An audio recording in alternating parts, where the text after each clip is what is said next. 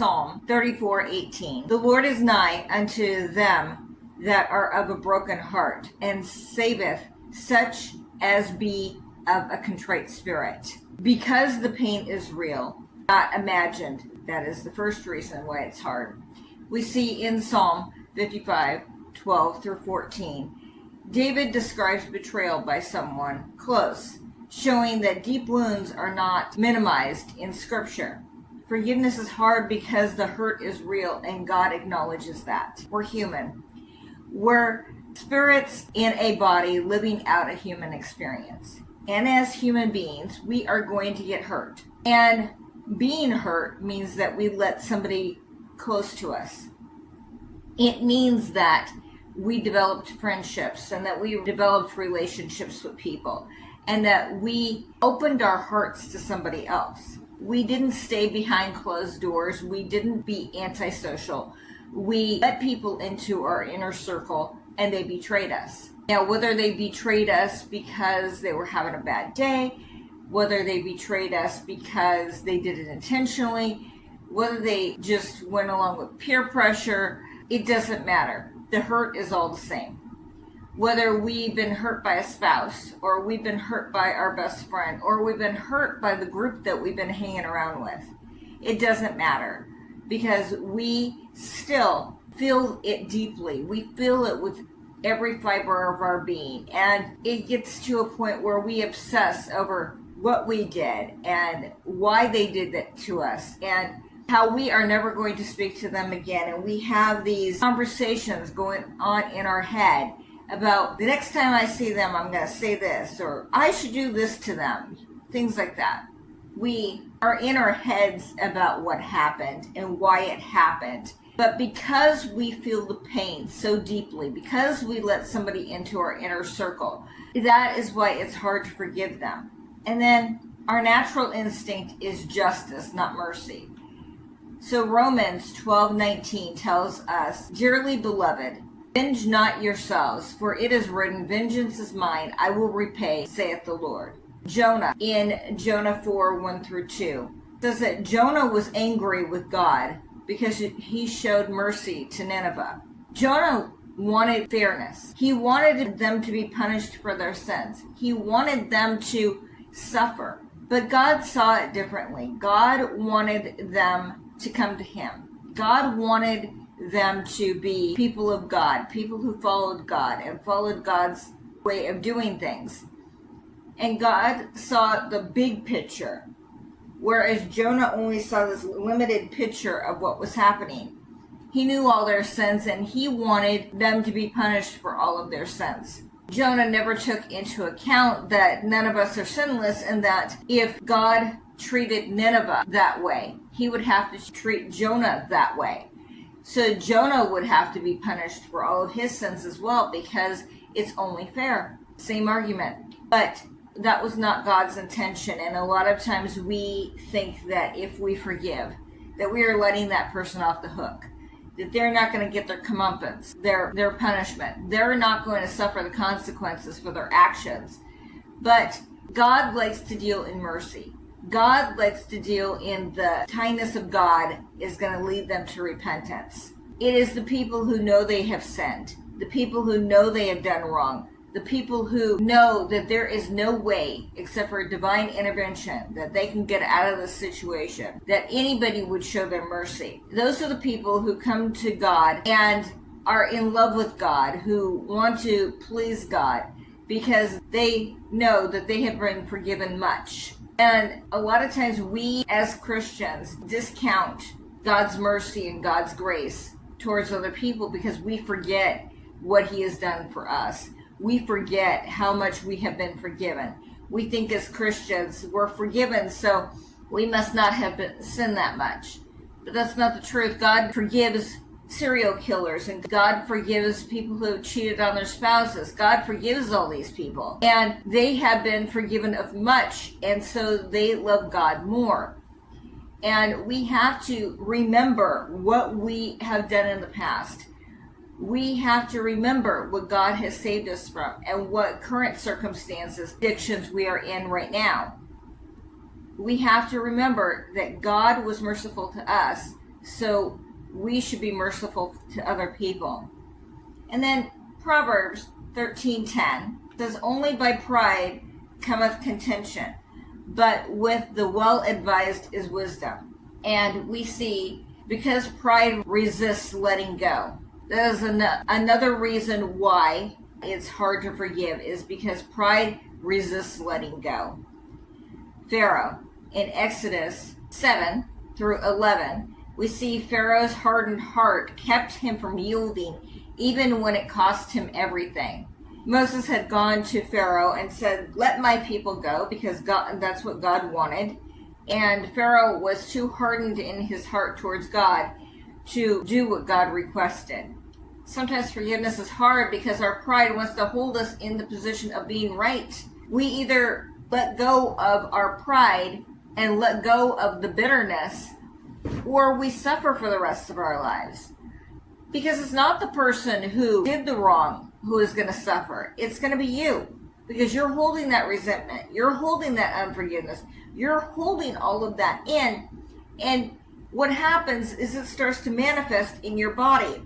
Because there's a body-mind connection. So whatever is going on in your mind, depression, anxiety, unforgiveness, whatever, is going to manifest in your body.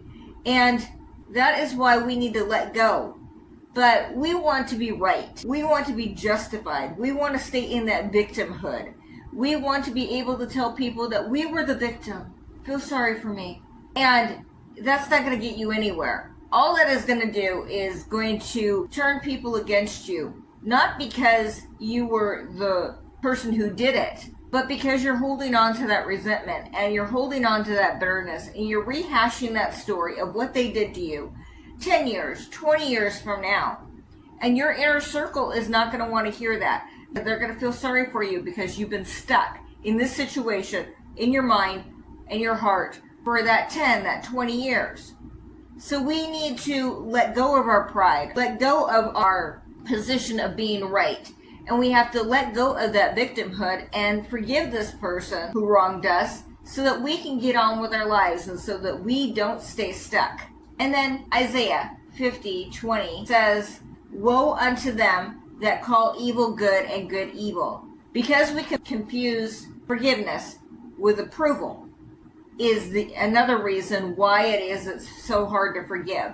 In Genesis 50:20, Joseph forgave his brothers but still called what they did evil. Forgiveness doesn't mean calling wrong right. All it means is that we are going to let go of the bitterness, let go of that unforgiveness, and let them go. Let them move on with their lives, and we will move on with our lives. Basically, we are letting go of the offense, but we don't want to let go of that offense because we think that forgiveness means that we approve of their actions, and that is not the truth.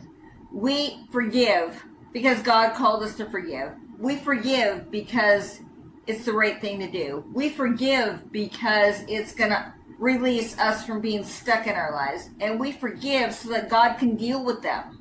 But instead, we want to hold them in this holding pattern. We want to hold them in limbo. We want to stay stuck in that offense. We want to say that if I forgive them, that means I approve of what they did. It doesn't mean you approve of what they did.